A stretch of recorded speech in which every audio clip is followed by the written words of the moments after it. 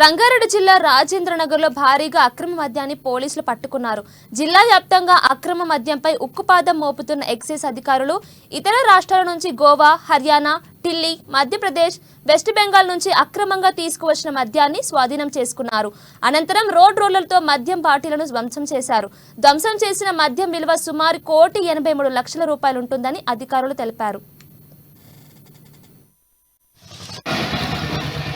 ఈరోజు Shamshabad provision excise station పరిధిలో Rangareddy division పరిధిలో ఉన్న ఎక్సైజ్ స్టేషన్ శంషాబాద్ పరిధిలో మే 23 నుంచి డిసెంబర్ 23 వరకు నమోదైనటువంటి కేసులు 686 కేసులలో సుమారు 10,222 లీటర్ల నాన్ డ్యూటీ పెయిడ్ సుంకం చెల్లించినటువంటి మద్యాన్ని ఎయిర్పోర్ట్ నుంచి అక్రమంగా తీసుకొస్తున్నటువంటి దాన్ని ఎక్సైజ్ సిబ్బంది సీజ్ చేయడము, దాని మీద కేసులు నమోదు చేయడము, అట్టి కేసుల నమోదు చేసి ప్రాసిక్యూషన్ కూడా చేస్తున్నాము. అట్ ద సేమ్ టైం దాని యొక్క ఈ వర్త్ 1,83,00,000 విలువ ఉన్నది.